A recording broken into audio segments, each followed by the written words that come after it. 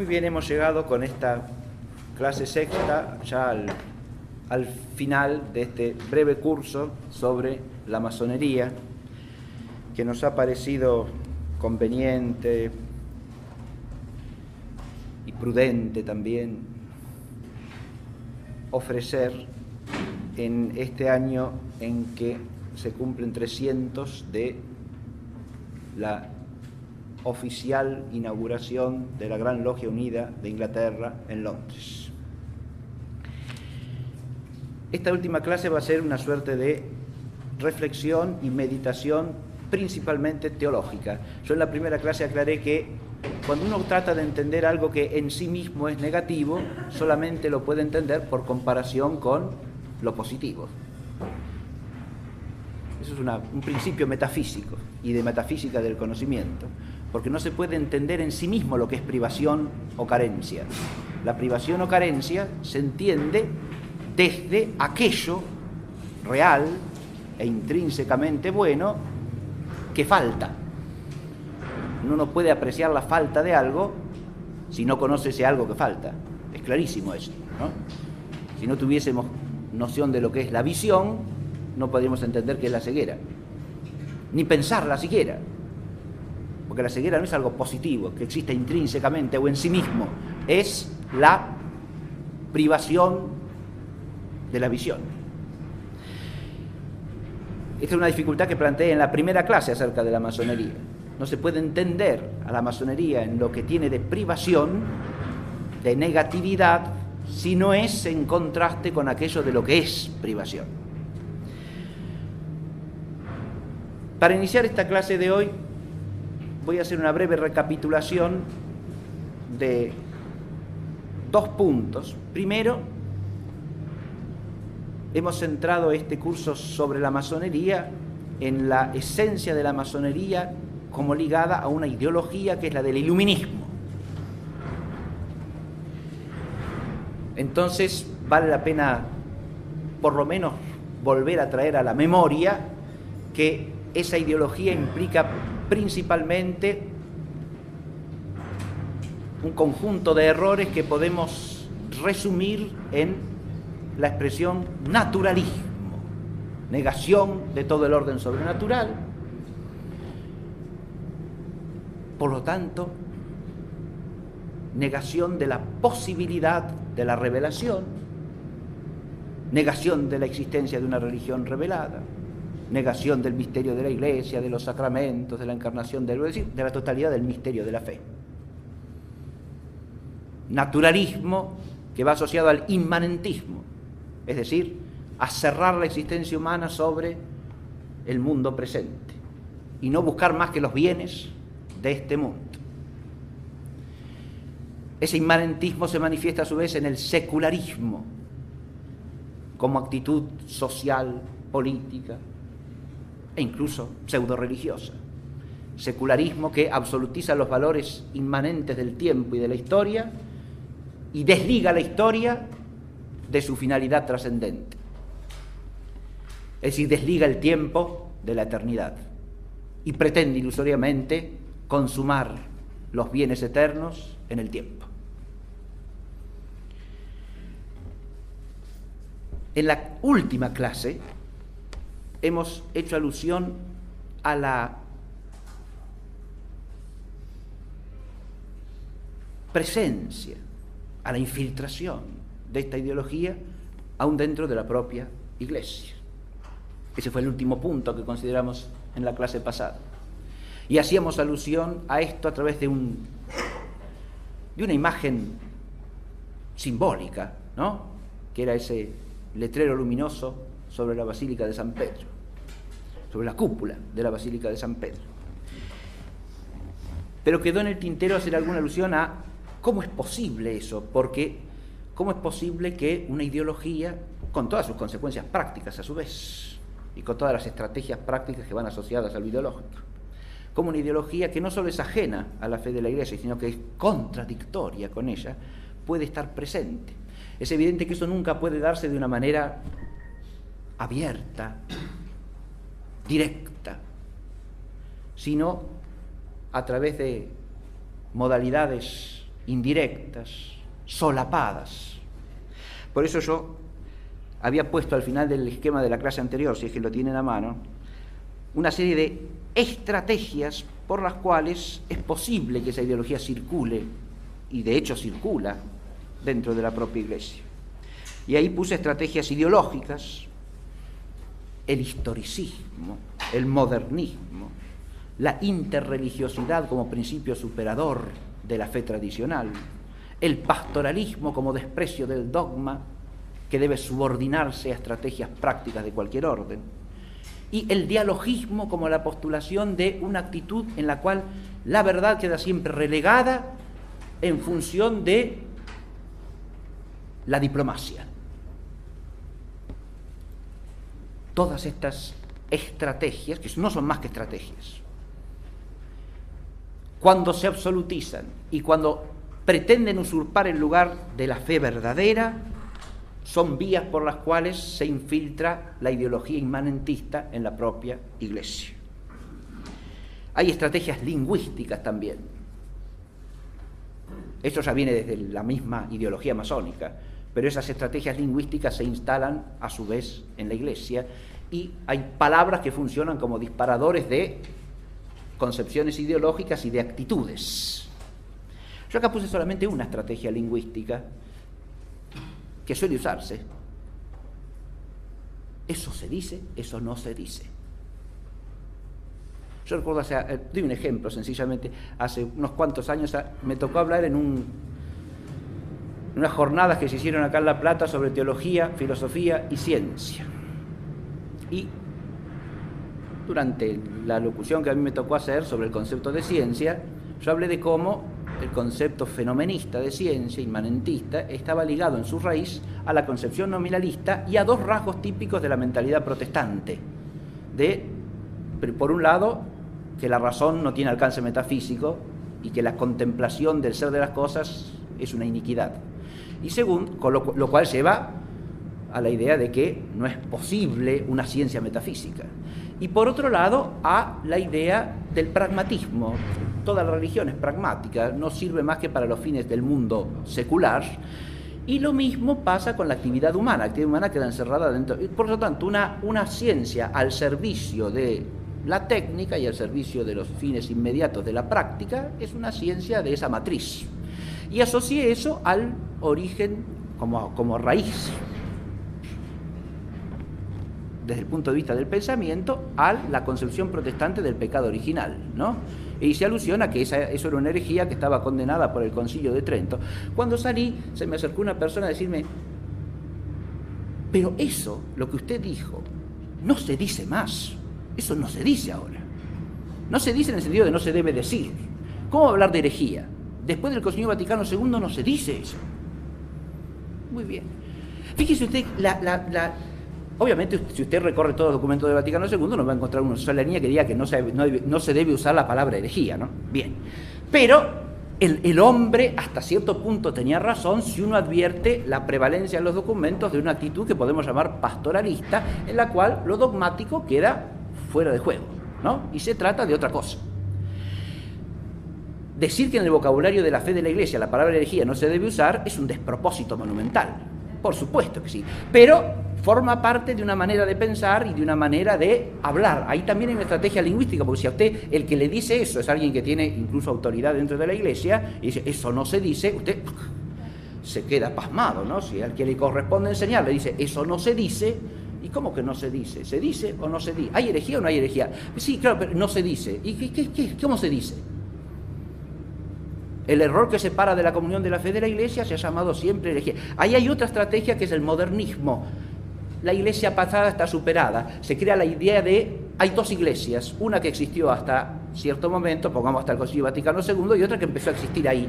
Entonces, todo eso es del pasado. Ahora ya no se hace, ahora ya no se dice, con lo que se crea la imagen de una revolución. El concepto mismo de revolución se instala, que es un concepto iluminista y masónico. Y la Iglesia se hace buena por la revolución. O sea, no fue buena siempre, es buena si es revolucionaria. O sea, si cambió, y si no cambió, es mala. Adviértase que son todas estrategias que tienen operatividad hasta el día de hoy estas, ¿no? No estoy hablando de cosas que no existen en la realidad. Estoy hablando de cosas sobre las que hay que reflexionar porque tienen efectividad concreta en la vida de todos los días, en la vida cotidiana. Hay estrategias, además de lingüísticas, hay estrategias prácticas o pragmáticas, y hay la necesidad, digo yo, de reflexionar sobre estas estrategias. La reflexión, en la medida en que es dilucidación y se hace con un ánimo bueno, es siempre buena, ¿no? No hecha para molestar a nadie ni para perturbar ánimos que no están perturbados, eso no. Pero la reflexión siempre es necesaria y es conveniente para no caer en la confusión y en el error.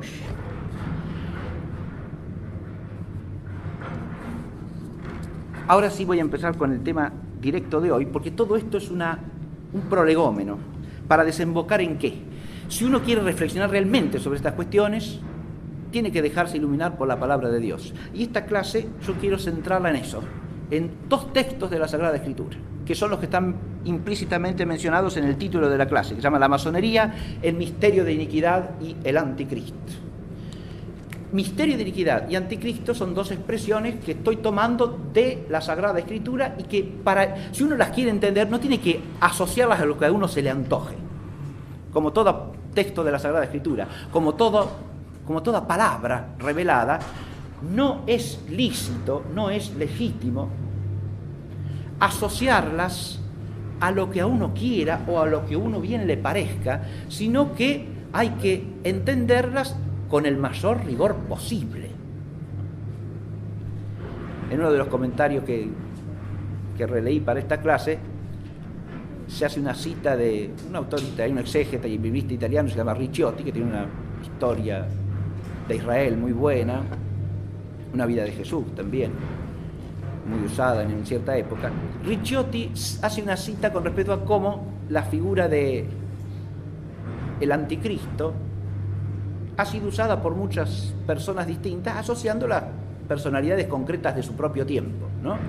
Lo gracioso que tiene la versión de Ricciotti es que cita autores que toman como anticristo y como contrafigura del anticristo a dos personajes, y otro autor toma los mismos personajes pero invertidos, ¿no es cierto? Según su propia perspectiva política concreta de ese momento. Y lo que pongo esto para dejarlo de lado y descartarlo, porque lo que estamos tratando de hacer es entender un fenómeno general de la historia de la humanidad, de la historia de la Iglesia, como es la masonería, de la historia de la cristiandad, ¿no? Desde el punto de vista de la Escritura. Y para eso hay que ponerse en el punto de vista de la Escritura, no hacerle decir a la Escritura lo que a uno bien le parezca. Bien, voy a leer los dos textos y los vamos a comentar un poquitito, que eso va a ser la clase de hoy. En primer lugar, con respecto al anticristo y los anticristos, voy a leer el texto de la primera de San Juan, capítulo 2, 18 a 28, que dice así: Hijitos, esta es la hora postrera, y como habéis oído que está por llegar el anticristo, os digo ahora que muchos se han hecho anticristos, por lo cual conocemos que esta es la hora postrera. De nosotros han salido, pero no eran de los nuestros. Si de los nuestros fueran, hubieran permanecido con nosotros, pero así se ha hecho manifiesto que no todos son de los nuestros. Cuanto a vosotros, tenéis la unción del Santo y conocéis todas las cosas. No os escribo porque no conozcáis la verdad, sino porque la conocéis y sabéis que la mentira no procede de la verdad. ¿Quién es el embustero sino el que niega que Jesús es Cristo? Ese es el anticristo, el que niega al Padre y al Hijo. Todo el que niega al Hijo tampoco tiene al Padre. El que confiesa al Hijo tiene también al Padre. Lo que desde el principio habéis oído, procurad que permanezca en vosotros. Si en vosotros permanece lo que habéis oído desde el principio, también vosotros permaneceréis en el Hijo y en el Padre. Y esta es la promesa que Él nos hizo, la vida eterna. En este texto oímos a Juan usar más de una vez el término anticristo. Lo usa una vez en singular y las otras veces en plural.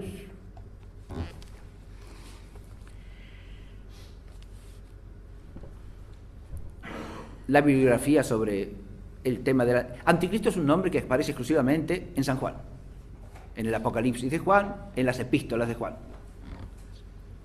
Es un nombre joaneo, ¿sí? Esto no quiere decir que no tenga paralelos en otros escritos del Nuevo Testamento, pero el término anticristo es de Juan. La literatura, digo, sobre el tema del anticristo es amplísima. Muchos autores han comentado el asunto. El anticristo suele asociarse a lo que podemos llamar la escatología conclusiva, o sea, el misterio de la parusía final o de la segunda venida del Señor.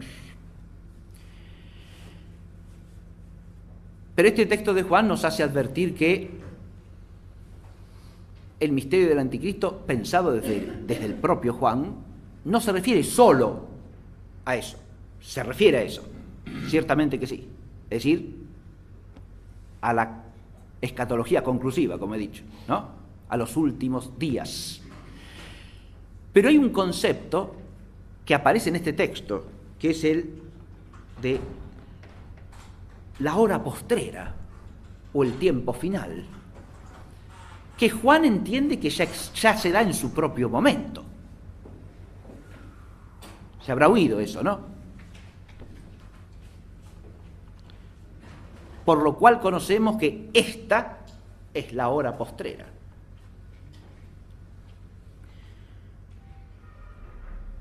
Como habéis oído que está para llegar el anticristo, os digo ahora que muchos se han hecho anticristos, por lo cual conocemos que esta es la hora postrera. O sea que el concepto de la hora postrera no se refiere acá a los últimos días, se advierte, sino que abarca todo el tiempo desde la primera venida hasta la segunda venida del Señor. Y todo ese tiempo es tiempo del anticristo, porque el fenómeno que podemos llamar de los anticristos es un fenómeno paralelo a la existencia de la Iglesia de Cristo. La perspectiva teológica que surge de la totalidad de los datos escriturarios es básicamente esta que acabo de diseñar. Se puede hablar del anticristo en un sentido escatológico conclusivo, y se debe. Ahí de eso nos hablan los textos del Apocalipsis, por ejemplo, ¿no? Pero este texto de Juan que yo acabo de leer nos da una idea más complexiva, más abarcadora del misterio del anticristo.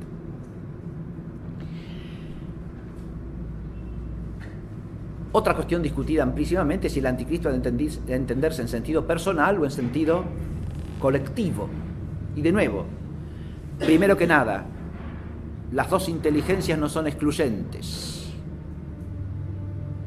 porque que se piense en un anticristo personal o individual escatológico final no excluye la presencia de una multitud de anticristos a lo largo del tiempo de la historia.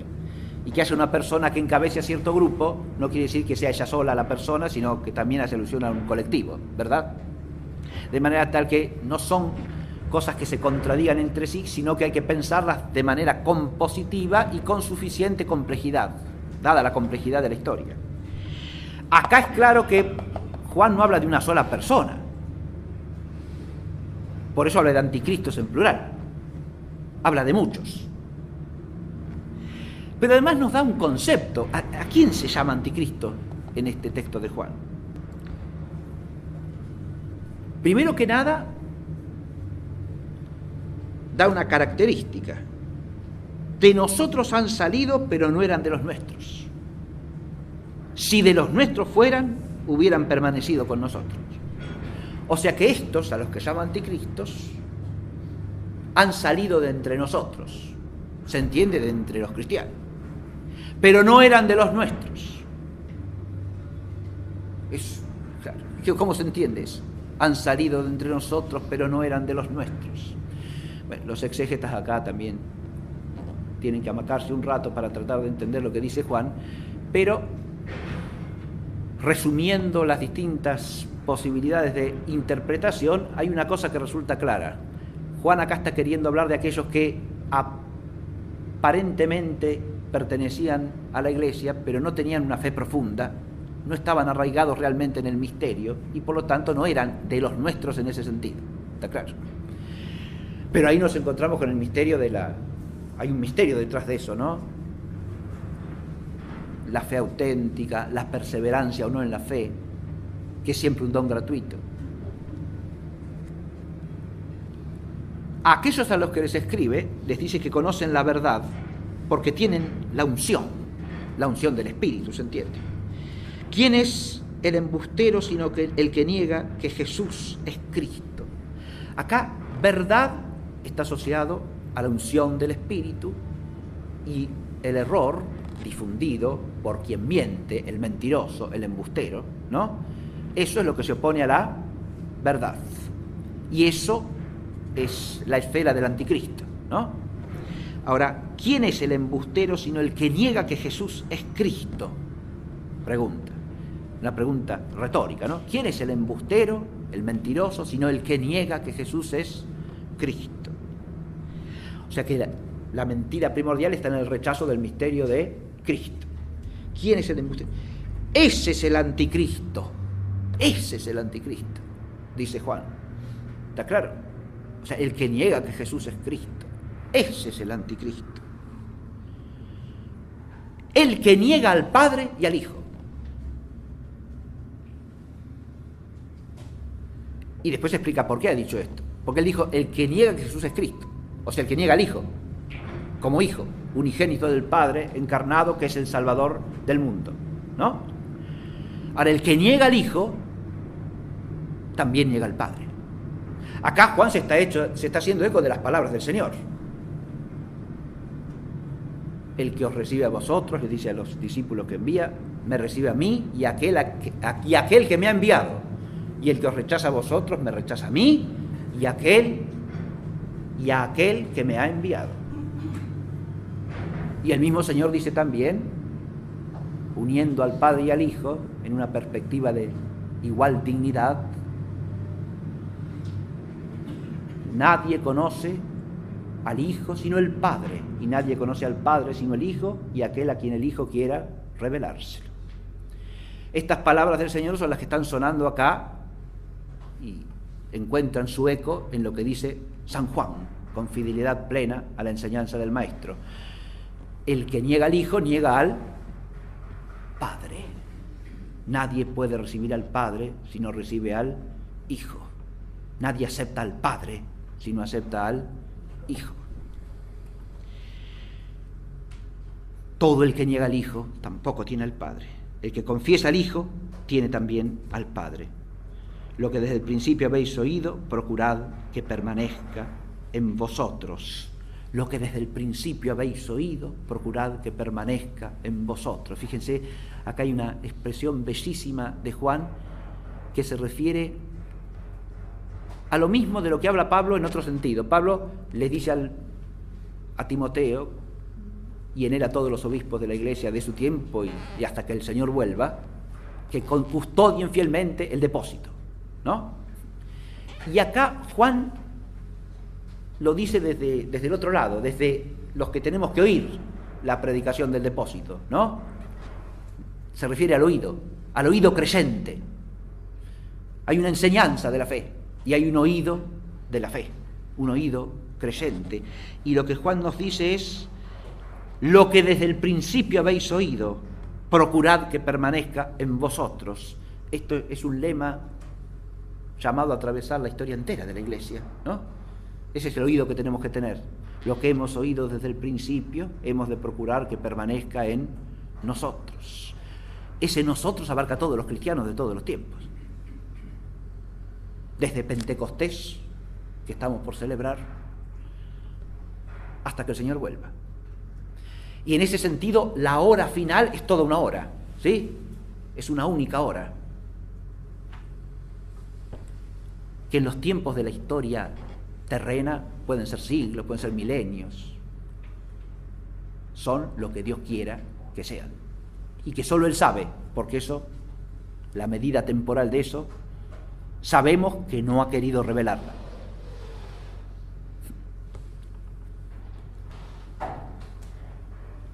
si en vosotros permanece lo que habéis oído desde el principio, también vosotros permaneceréis en el Hijo y en el Padre. Y esta es la promesa que Él nos hizo, la vida eterna.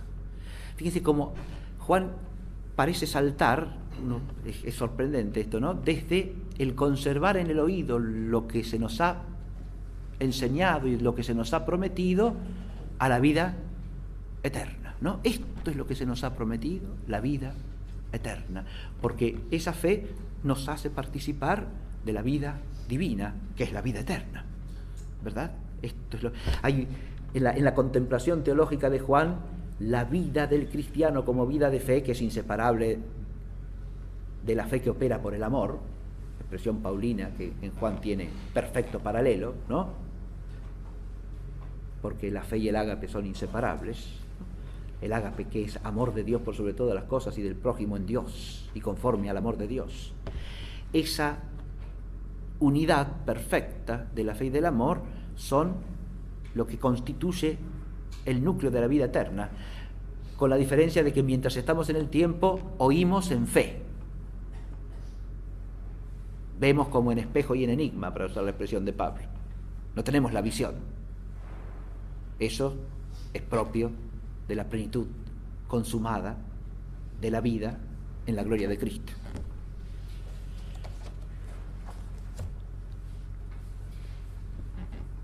El otro texto que quería compartir con ustedes en esta clase es un texto de Pablo, segunda a los Tesalonicenses, capítulo 2, versículos 1 al 12, que dice así: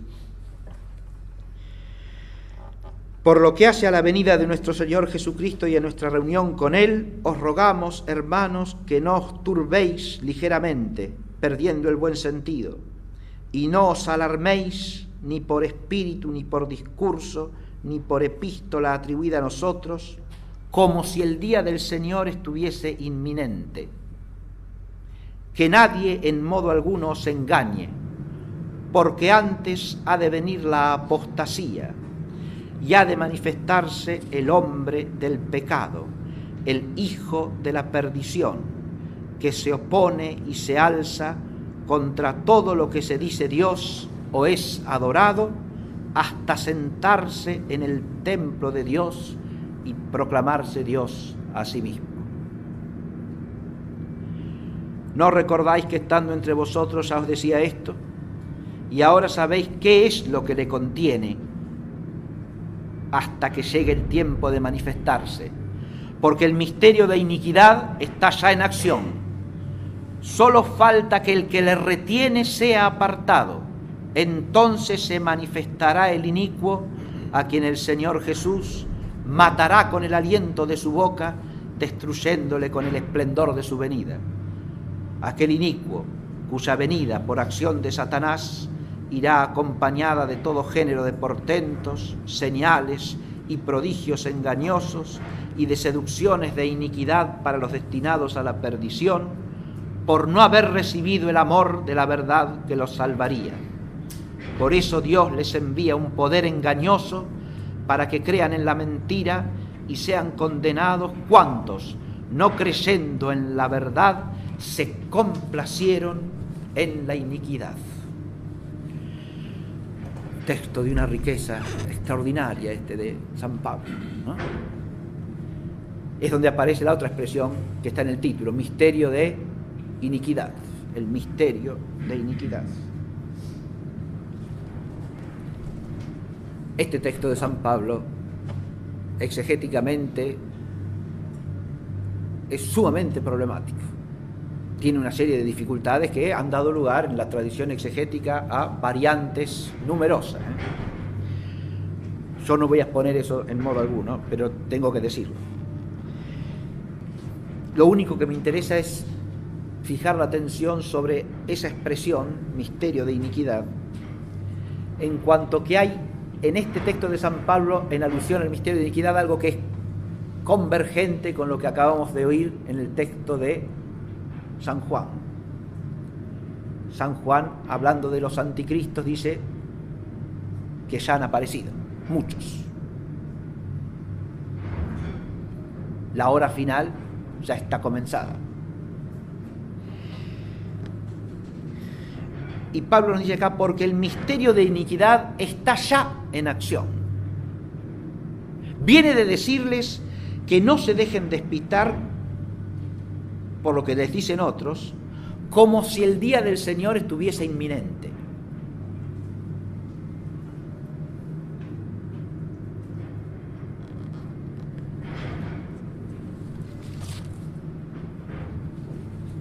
Y no está inminente, les dice, porque antes ha de venir la apostasía y ha de manifestarse el hombre del pecado. Esa expresión, el hombre del pecado, tiene inclusive una problemática crítico-textual, porque hay toda una familia, hay una serie de códices que traen una expresión, que es la que está traducida acá, hombre del pecado, tesjamartías en griego, y hay otra serie de códices que pone hombre de la anomía, es decir, de la falta de toda ley, ¿sí? De la falta de todo principio normativo, de la negación de toda ley. Una expresión, son expresiones en el fondo convergentes, pero el matiz es distinto. El pecado es lo que se aparta de la ley. La anomía implicaría la negación de toda ley, ¿no? Es más radical, si se quiere, más profundo. Es el rechazo de la ley misma, de toda ley. San Pablo acá está trazando también una perspectiva escatológica, que tiene como horizonte final los últimos días. Es decir, también nos traza una perspectiva que tiende la mirada hasta la segunda venida del Señor. De eso se trata en el pasaje de entrada, ¿no? No penséis que es inminente, porque todavía falta la apostasía y que se manifieste el hombre de la iniquidad. Bien. Pero eso no coincide con esto otro que dice, es decir, ni la apostasía ni el hombre de iniquidad se pueden identificar con el misterio de la iniquidad, porque el misterio de la iniquidad, dice, ya está en acción, o sea, ya está presente. Esto es lo que quería destacar en convergencia con lo que dice Juan. Pablo, por un lado, les dice, no penséis que la segunda venida es algo inminente, pero al mismo tiempo les dice que el misterio de iniquidad ya está en acción, ya está operando. Y ahí es donde aparece el tema del catejon, o sea, de lo que lo retiene o lo que lo impide, ¿no? ¿Le impide qué? ¿Existir? No. Le impide manifestarse, que es otra cosa distinta. Fíjense ustedes, leo eso. Porque el misterio de iniquidad está ya en acción, solo falta que el que le retiene sea apartado. Entonces se manifestará el inicuo a quien el Señor Jesús matará con el aliento de su boca, destruyéndole con el esplendor de su venida. Ahí ya nos lleva al término final, ¿no? A la escatología conclusiva. ¿Y qué es lo que les enseña a los tesalonicenses? La victoria del Señor en su venida, ¿no? Atención. Cuando se suelte ese retén y se manifieste plenamente el misterio de iniquidad, eso es lo que nos lleva a una perspectiva escatológica final. Entonces surgirá el inicuo. Ahí sí parece hablar en un sentido personal, de un inicuo que es cabeza de muchos, pero que es alguien personal, ¿no?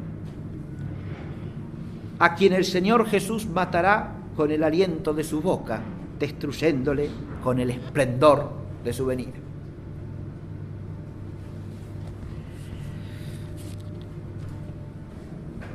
Que sea ese retén, que sea precisamente este inicuo, quien sea, todo eso es una cuestión disputable en la que no voy a entrar ahora, ni corresponde en relación con nuestro tema, porque lo que yo quería es situar en la perspectiva de estos dos textos tan densos, tan profundos, que hay que releer constantemente y hay que estudiar profundamente nuestra temática. Porque aun cuando prescindamos de si el fenómeno masonería tiene o no que ver con la escatología conclusiva. Con lo que sí claramente tiene que ver es con los anticristos y el misterio de iniquidad como algo ya operante desde que está instalada la Iglesia en el mundo. ¿Está claro esto? ¿Qué tiene que ver con esto? Es lo que he tratado de dar a entender en todo este curso. Y es lo que quiero meditar conclusivamente en la clase de hoy.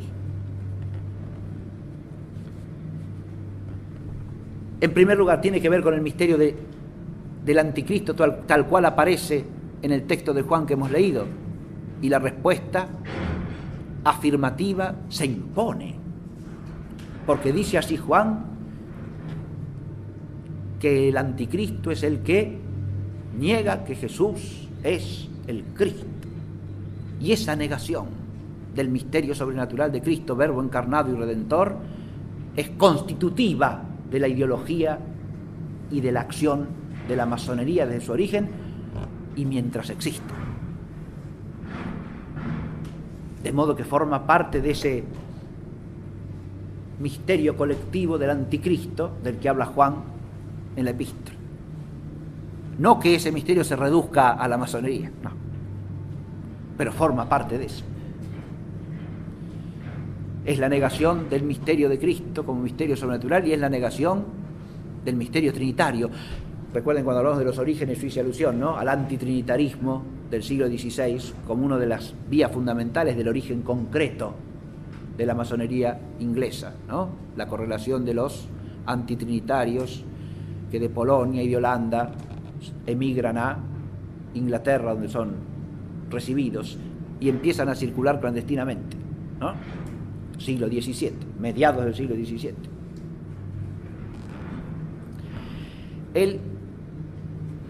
El antitrinitarismo, el que no recibe el Hijo, no recibe al Padre, y por supuesto no recibe al Espíritu Santo, ¿no?, que es el don del Padre y del Hijo.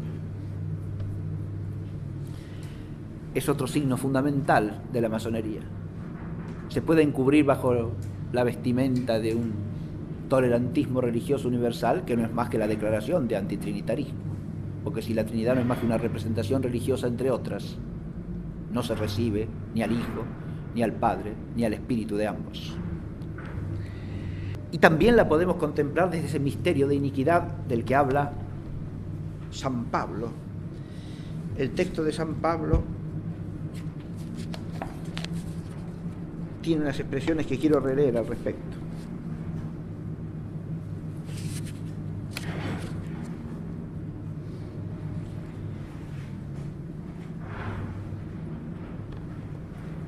Al hablar de la apostasía, fíjense que apostasía es un aspecto de una categoría bíblica que ya hemos mencionado en relación con la masonería, porque la masonería brota de la cristiandad, ¿no? Implica un fenómeno de como dice Juan al hablar de los anticristos, estaban entre nosotros, salieron de entre nosotros, pero no eran de los nuestros. Salieron de entre nosotros. Pero habla aquí de la manifestación del hombre del pecado, el hijo de la perdición, que se opone y se alza contra todo lo que se dice Dios o es adorado, hasta sentarse en el templo de Dios y proclamarse Dios a sí mismo. Acá tenemos un fenómeno que claramente enmarca el hecho histórico real de la masonería, ¿no? Esto que San Pablo nos está diciendo acá, de el hijo de la perdición, que se opone y se alza contra todo lo que se dice Dios, o es adorado, hasta sentarse en el templo de Dios y proclamarse Dios a sí mismo. Si uno vincula la masonería y la ideología iluminista con la antropolatría, como lo hemos hecho en este curso, que este misterio del hijo de la perdición de alguna manera se puede referir al hecho histórico de la masonería resulta claro, yo diría básicamente innegable. Hay esa actitud de ponerse, ¿quién? El hombre, en el lugar de Dios, de sentarse en su templo. Sentarse en tu templo quiere decir ponerse en el templo como quien es el Dios adorado en el templo, ¿no? Hacer del templo su asiento, una expresión de sabor bíblico veterotestamentario, porque la gloria de Dios tiene su asiento en el templo, en su santa morada. Y en el lugar de la gloria de Dios se pone Él, el hombre mismo.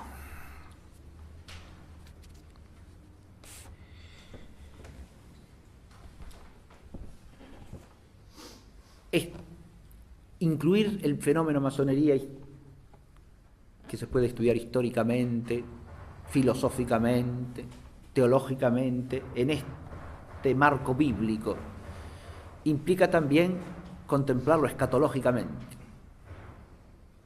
en el sentido tanto de la unidad de la hora final, desde que el Señor ha enviado a su Espíritu Santo hasta que Él vuelva, como en el sentido de proyectarse al horizonte de los días conclusivos,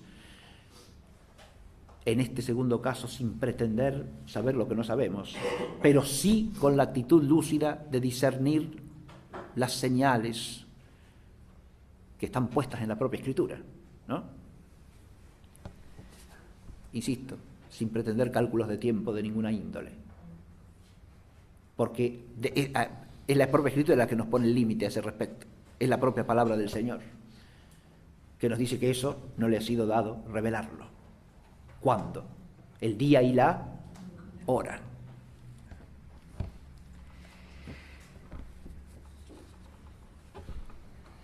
Para terminar, desde aquí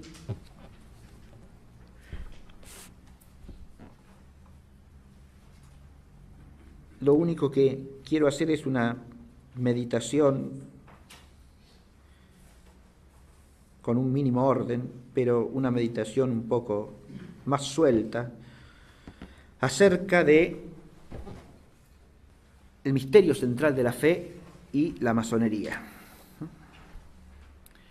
Porque ese carácter de anticristo o de partícipe del misterio de la iniquidad está ligado, según la expresión que hemos oído en San Juan, a negar que Jesús es el Cristo. Ahora, la negación de que Jesús es el Cristo tiene una forma pertinaz desde la manifestación del misterio de Cristo, que es la negación de la cruz de Cristo. Y es importante centrar la mirada en esto porque es algo a lo que muchas veces nosotros mismos cristianos nos vemos tentados. Porque el misterio pascual de Cristo, que tiene su signo en la cruz, culmina en su resurrección. Pero para resucitar hay que pasar por la cruz. Y como dice Pablo, la cruz es escándalo para los judíos y necedad para los paganos, para los griegos, para los gentiles. Ahí está el escándalo y la locura o necedad de la cruz. Y ese carácter paradojal, al mismo tiempo terrible, que es uno de los signos de su verdad divina, ¿no?, que tiene la cruz, es algo en lo que conviene poner un poco la atención. La cruz redentora es la cruz de la salvación, es la cruz donde entrega su vida el Verbo encarnado, que siendo Dios, como dice Pablo, no tuvo como un botín que ha de ser celosamente conservado esa condición de Dios, sino que se anonadó a sí mismo tomando la condición de esclavo y así, pasando por uno de tantos, se hizo obediente hasta la muerte, y muerte de cruz. Se hizo obediente hasta la muerte y muerte de cruz.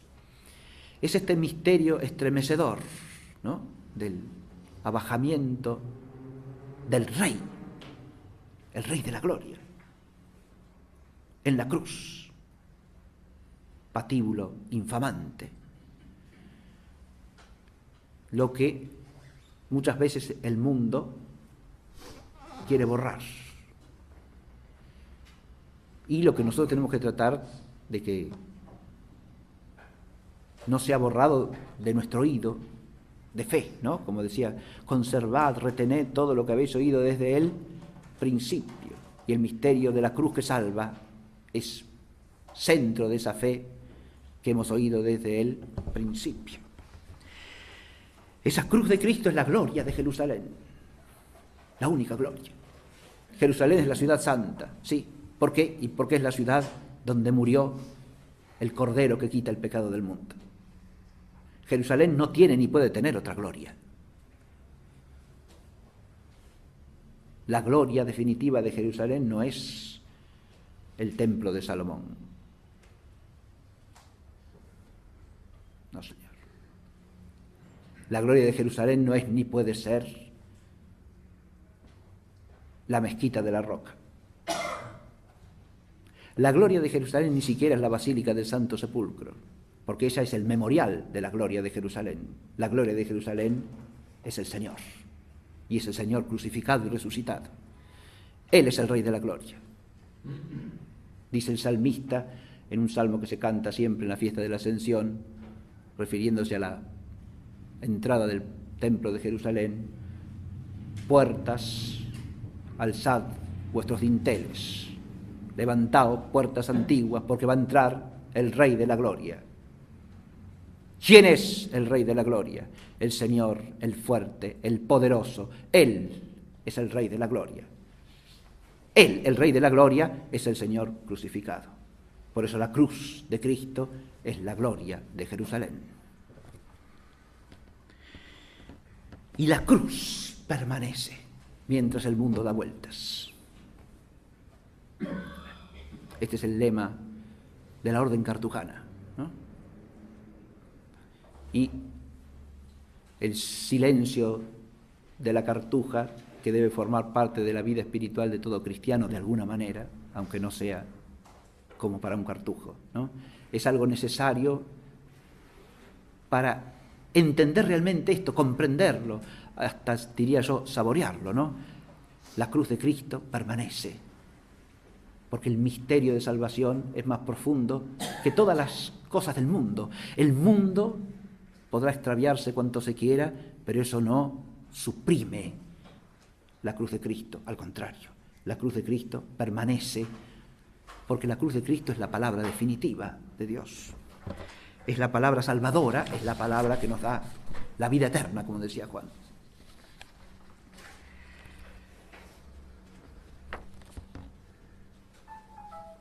La masonería implica el rechazo de la cruz de Cristo.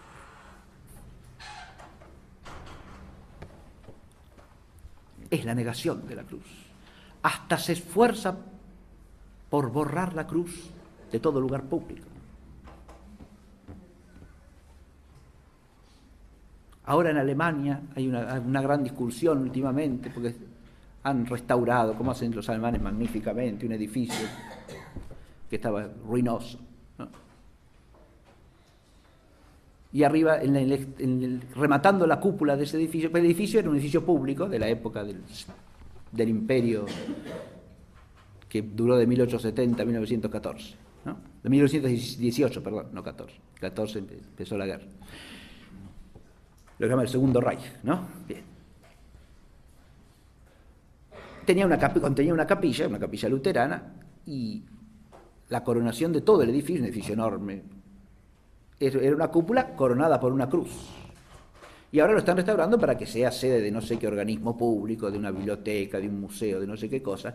Y la discusión fundamental, ¿cuál es? Si van a poner la cruz en el remate o no, porque claro, la cruz ahora no tiene sentido. Ya no va a funcionar la capilla, entonces ¿para qué van a poner una cruz en el remate? La cruz no tiene nada que hacer ahí. Eso era de la época aquella, pero ahora ¿para qué le vamos a poner la cruz? Se restaura el edificio con todos sus detalles. Hasta se fijan si la puerta tenía un doradito acá, allá, y eso lo van a poner escrupulosamente. Pero la cruz que remata la cúpula, de esa hay que prescindir porque ahora podría ser ofensiva.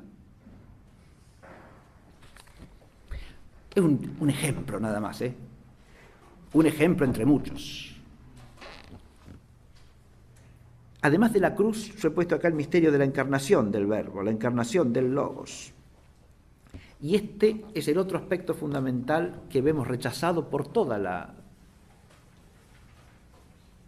ideología asociada a la masonería, circule por donde circule, afuera, adentro, a veces en nosotros mismos que somos partícipes de este mundo y por ahí pensamos ciertas cosas desde las categorías que recibimos, ¿no? La masonería se opone al misterio de la encarnación del Logos porque este misterio es la plenitud de lo sobrenatural. Y el naturalismo rechaza todo lo sobrenatural.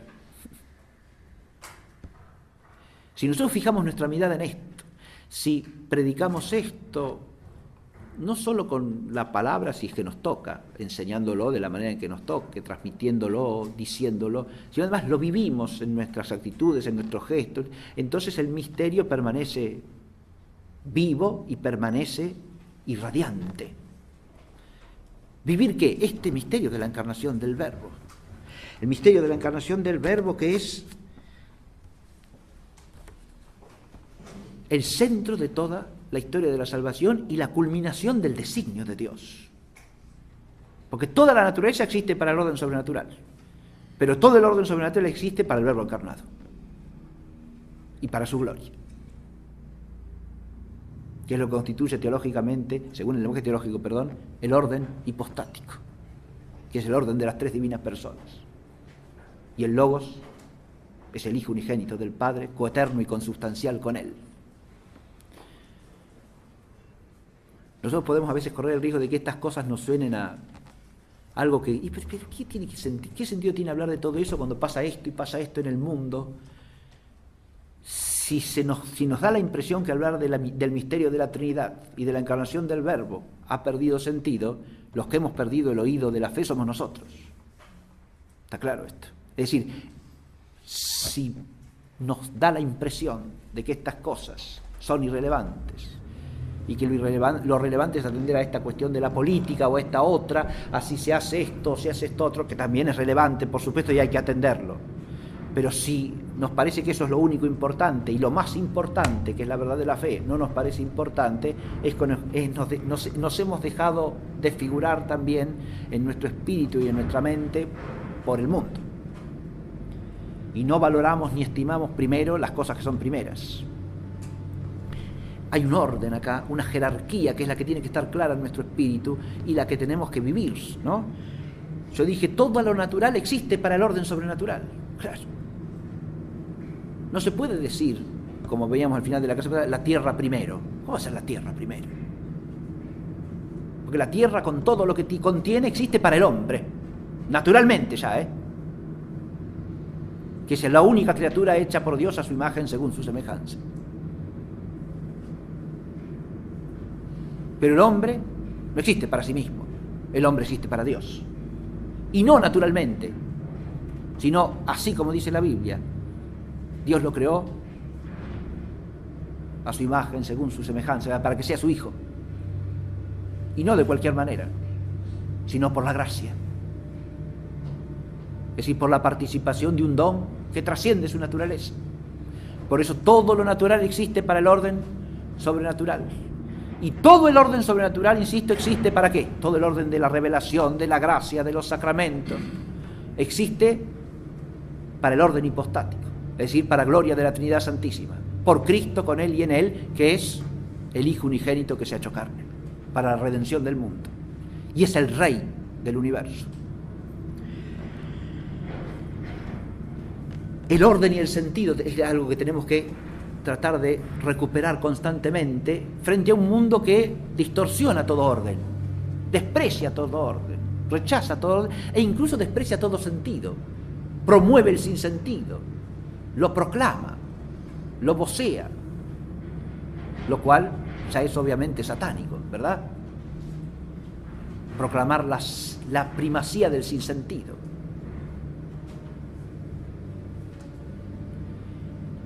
Hay autores que escriben esas cosas, que se han dedicado toda la vida a escribir esas cosas, que enseñamos como si fuesen filósofos. ¿Cómo va a ser amante de la sabiduría un personaje que se dedica a difundir semejante perversidad? Es lo que no es. Ni por el más espantoso de los equívocos se lo puede llamar filósofo. Es un antifilósofo, es un enemigo de la sabiduría, no un amante de la sabiduría, es un sofista, que no un filósofo. Ahí hay una actitud de vigilancia, ¿ven? Y de nombrar a las cosas por su nombre, no darles el nombre que les da el mundo porque se los da el mundo, porque los nombres nos remiten a las cosas. Y si usamos mal los nombres, nos despistamos. Si usamos el nombre tal o cual de cualquier manera, nos despistamos. El uso del lenguaje es la primera guía que tenemos para pensar rectamente.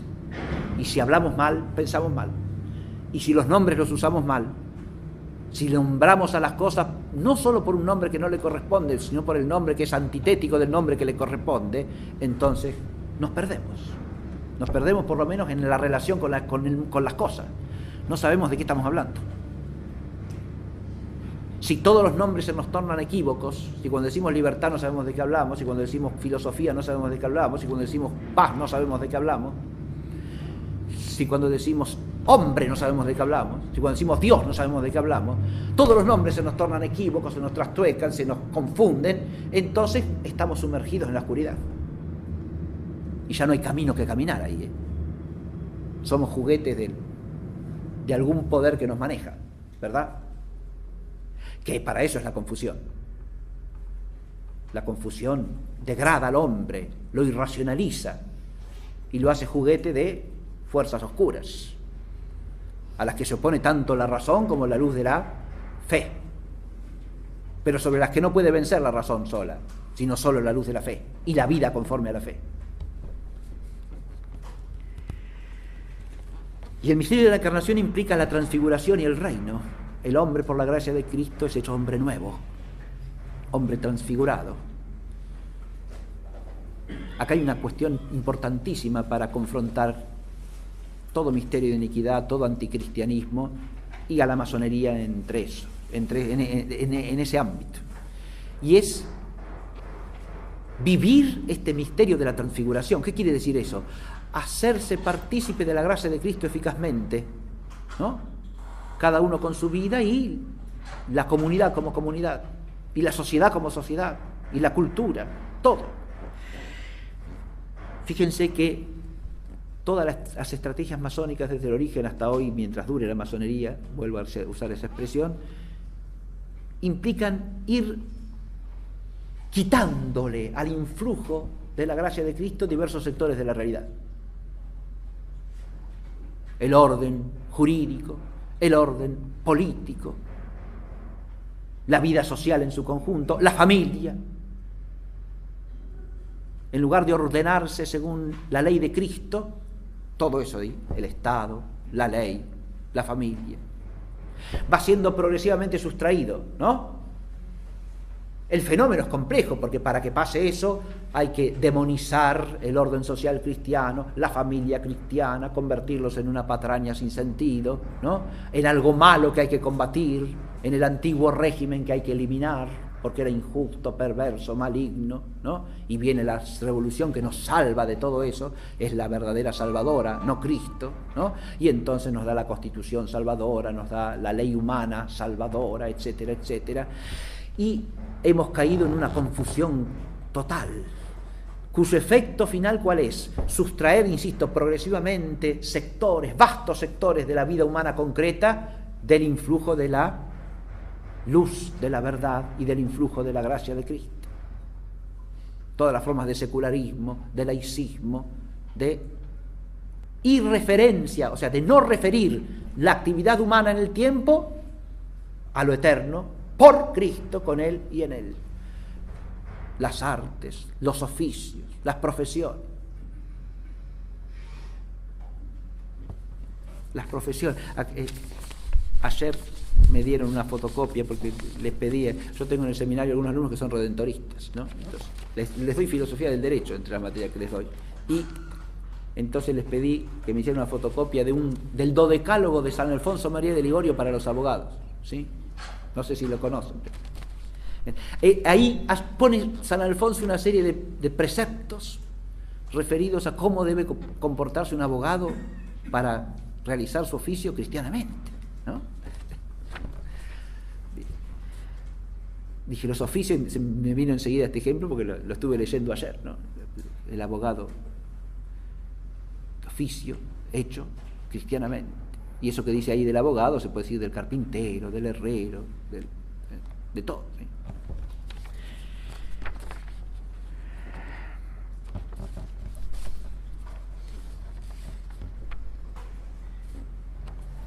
Solo por Cristo, a su vez, podemos dar la Eucaristía perfecta, es decir, la alabanza, la acción de gracias y ser partícipes del único sacrificio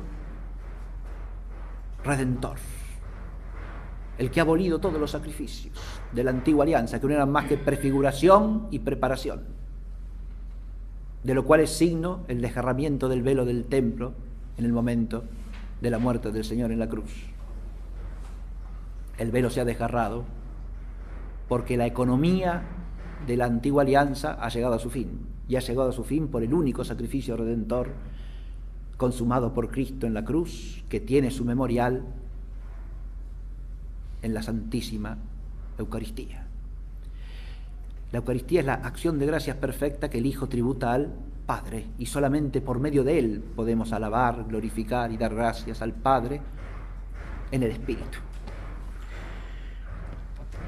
Esto es otra dimensión de la existencia cristiana que es central y en la que tenemos que fijar nuestra atención, porque por allí pasa la esencia misma del vivir cristiano, el sentido mismo de la existencia del hombre en el tiempo. Es a través de la Eucaristía que podemos ofrecer todo ese mundo transfigurado en la medida de nuestra energía humano-divina, es decir, de nuestras acciones vivificadas y elevadas por la gracia de Dios. Es en esa Eucaristía que las podemos elevar a Dios, presentárselas como ofrenda para que por Cristo lleguen a Dios, como ofrenda de alabanza. El mundo entero se hace así partícipe del misterio de la acción de gracias que solamente el Hijo puede dar como corresponde al Padre. Nosotros no podemos darle gracias a Dios como debemos.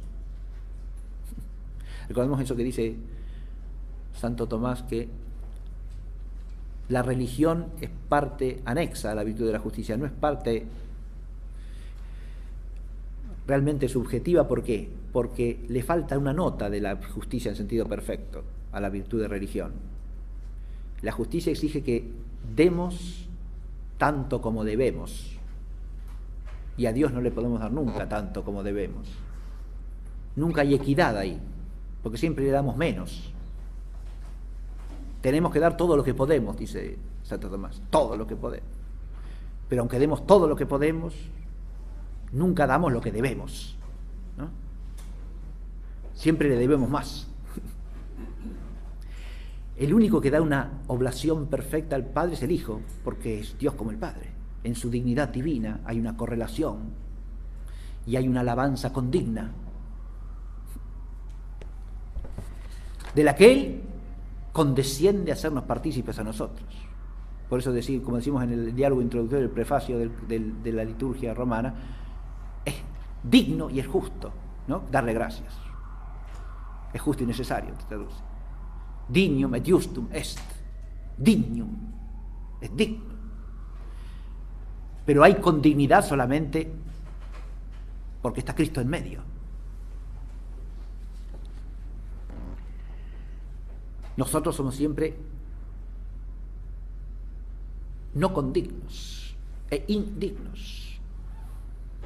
Las dos cosas. Y por último, quería relacionar, fíjense que si nosotros llevamos el espíritu iluminista, secularista, masónico, en contraste con todo esto que acabo de decir, precisamente nos vemos en un abismo de oposición, ¿no? Ahí es donde desaparece la actitud de alabanza a Dios como fin de toda actividad.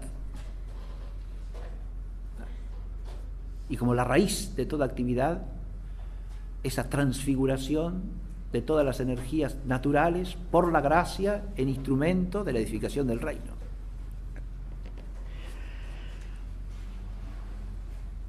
Por último, volvamos a San Juan, con el que empezamos, ¿no? El anticristo es aquel que niega que Jesús es el Cristo. Ese rechaza al Hijo, y si rechaza al Hijo, rechaza también al Padre. El misterio que nos pone claramente en oposición con todo el espíritu del mundo es el misterio de la Trinidad, del Padre y del Hijo y del Espíritu Santo. Y es también el misterio del amor infinito de esta Trinidad Santísima, en virtud del cual existe el universo entero, en virtud del cual existimos nosotros, porque Él lo ha querido, en su libérrimo amor creador, el mismo amor creador libérrimo por el cual ha querido redimirnos, porque no nos debía la redención, ni nos la debe nunca. Si la recibimos es por gracia. El mismo amor por el cual llevará a su consumación el reino del Hijo. El mismo amor por el cual de la boca del Hijo brotará el aliento que destruirá al hijo de la perdición, para instaurar la plenitud de la gloria que no tiene fin. Esta es la perspectiva en la que me parece que conviene situarse para contemplar o para meditar desde la fe todo misterio de anticristo y todo misterio de iniquidad operante en la historia.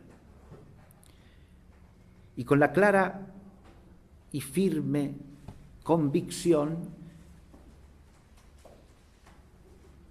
de que la totalidad del misterio de la historia está bajo el designio de la providencia divina. Por eso tenemos que recurrir a la Escritura, porque el designio de la providencia lo conocemos a partir de la Escritura, no por nosotros mismos, no por nuestra razón, sino por la revelación divina. A este respecto sí quiero hacer una aclaración teológica que es elemental, pero que es importante. No confundamos nunca lo que se llama en teología, a veces la teología tiene un lenguaje muy especulativo, pero son distinciones cruciales que tienen una consecuencia espiritual enorme. No confundamos nunca lo que se llama el decreto positivo de la voluntad divina con la voluntad de Dios permisiva o tolerante. ¿Está claro?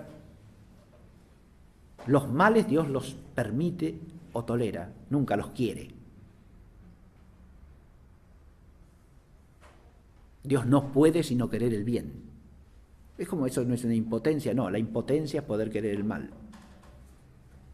Eso es propio de una voluntad impotente, relativamente, o sea, imperfecta. La voluntad de Dios, como es perfectísima, solo ama a Él bien, solo se quiere lo que se ama, ¿sí? No se puede jamás atribuir a Dios una voluntad positiva del mal, pero sí una voluntad permisiva que permite o tolera los males que muchas veces son castigos. Sí, Señor. Y si ese castigo se recibe con espíritu penitente, se transforma en un instrumento de conversión y de purificación. Pero el mal no es algo que Dios quiere, es algo que Dios permite o tolera. Dios no quiere la difusión de la iniquidad, nunca. Puede permitirla, sí Señor, según el designio sapientísimo de su providencia. En eso tampoco tenemos que perdernos de vista. ¿Está claro? Puede permitirlo, claro que puede permitirlo. Y si lo permite, eso está en su infinita sabiduría. Y nosotros lo que sí tenemos que preguntarnos es, en la medida en que podamos alcanzar a entender o discernir por qué y para qué. ¿Está claro? Lo que quiere, en cambio, sí, es el bien. Y cuando hablamos de la voluntad salvífica de Dios, hablamos de eso, de ese querer el bien de la salvación, que es voluntad que se realiza en el misterio de Cristo como Redentor de la humanidad entera. Es decir, en potencia sin límite alguno. Esta perspectiva, entonces, es, para concluir el curso, una invitación a la meditación teológica de la historia humana y de los tiempos actuales. Lo único que quiero agregar a esto es, ya que estamos en la víspera de Pentecostés, oír el Veni Creator, que es el himno propio de la fiesta, ¿sí? Y con eso nos despedimos hasta cuando nos podamos encontrar otra vez, si Dios quiere.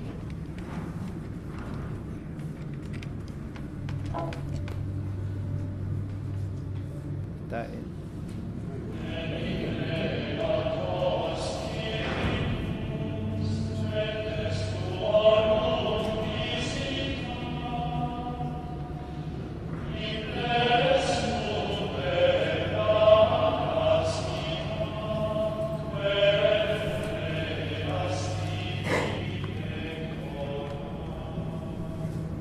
Discúlpeme, se lo voy traduciendo como me dijo Carol, si quiere. Veni Creator Spiritus, es ven Espíritu Creador, ¿no? Mentes tuorum visita las mentes, los espíritus de los tuyos, ¿no? Mentes tuorum visita. Imple superna gracia, o sea, llena de tu gracia celeste, imple que tú creaste y pectora, los pechos que tú creaste, ¿no? Colma de tu gracia celestial los pechos que tú creaste. Esa es la primera estrofa, ¿sí?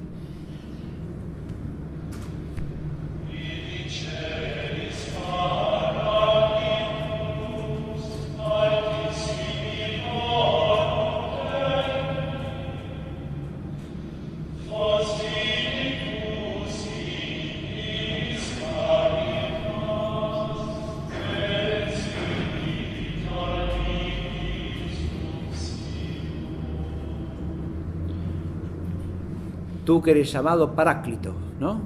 Quidiceris Paráclitus. Doni Dei altísimo, altísimo don de Dios.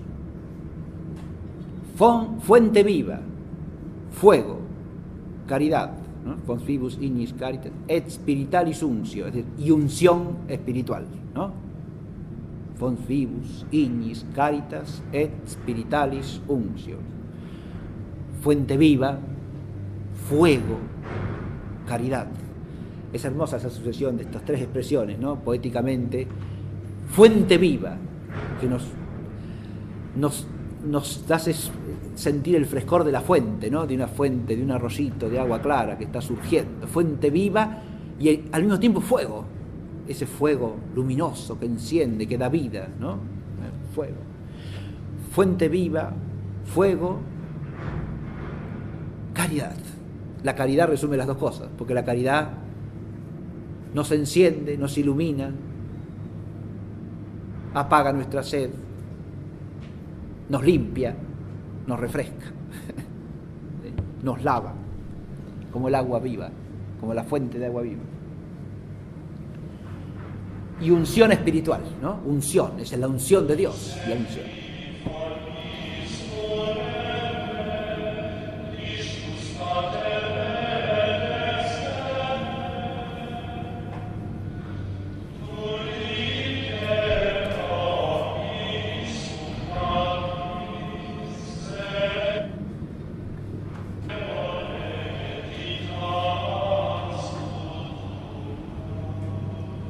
Eso es tu septiforme, tu don septiforme, regalo septiforme, se refiere a los 7 dones, ¿no es cierto?, que simbolizan la plenitud de los dones del Espíritu, según el texto de Isaías, ¿verdad? El don tu don o regalo o don septiformis munum. Digitus paterne dextre, es decir, dedo de la diestra de Dios. Es el dedo de Dios. Esa es una expresión muy enigmática en el texto del himno, que se llama el espíritu dedo de Dios, dedo de la diestra paterna, ¿no? Como si fuese el dedo con que Dios da la orden de crear, o el dedo con que Dios toca para infundir la vida, ¿no? O el dedo con que se toca los ojos o el oído en el bautismo para abrirlos a la palabra de Dios, ¿verdad? Pero Él es el dedo de la diestra de Dios, el dedo de la diestra de Dios. Tu rite promisum patris sermone ditans guttura, es decir, tú prometido por el Padre que pones las palabras en nuestra garganta, ¿no? Que nos haces hablar, que nos das el poder comunicar su palabra, la palabra de Dios, ¿verdad?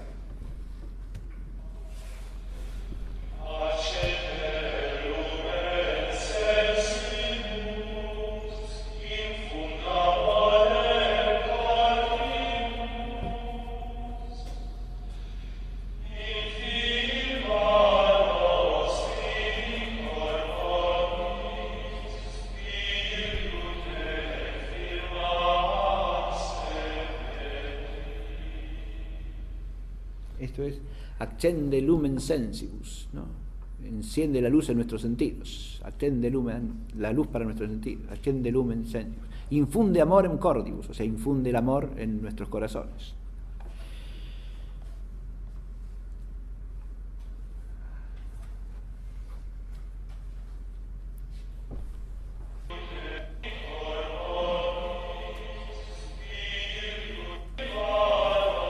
Ah, sí, disculpe. Me faltaba, me perdí el verso tercero de la estrofa que no me lo acordé. Infirma nostri corpora virtute firman perfecti. Virtute, esto es, nuestros cuerpos débiles, ¿no? Que a nuestros cuerpos débiles infundes una virtud firme, una fuerza vigorosa, ¿no? Virtute firmans perpeti. Ahora bien.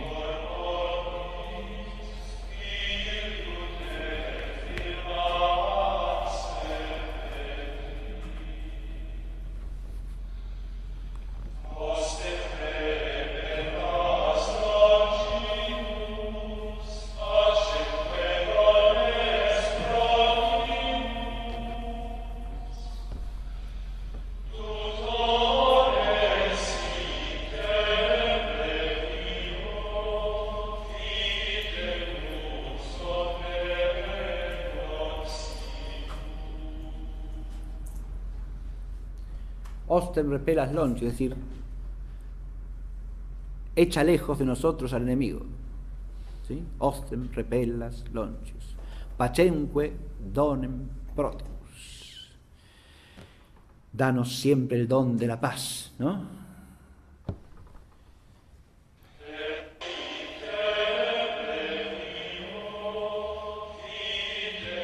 Y siendo tú siempre el guía que va por delante, evitemos todo lo que es malo, ¿no? Ductore sic te previo, pitemus omne noxium. Todo lo que es nocivo, todo lo que es dañoso.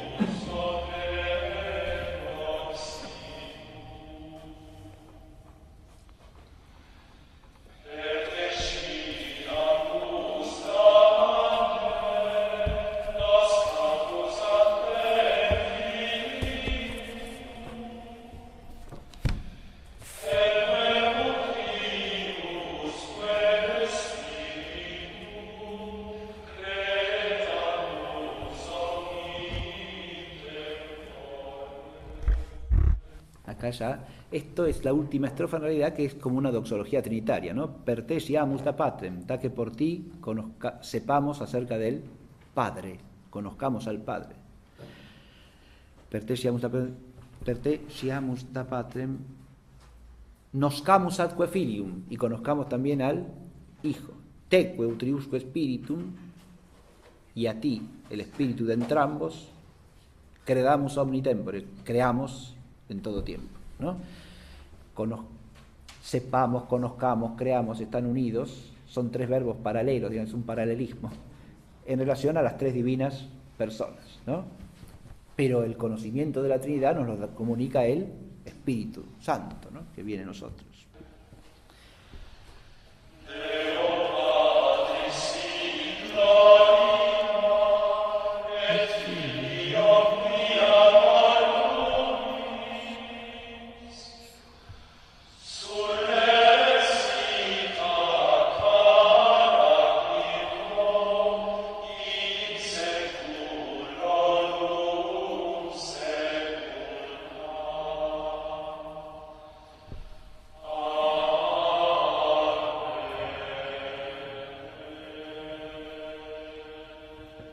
Esa estrofa sí es la doxología final, ¿no? Demos gloria al Padre y al Hijo que resucitó de entre los muertos y al Espíritu Santo por los siglos de los siglos. Amén, ¿no? Muy bien. Será hasta la próxima.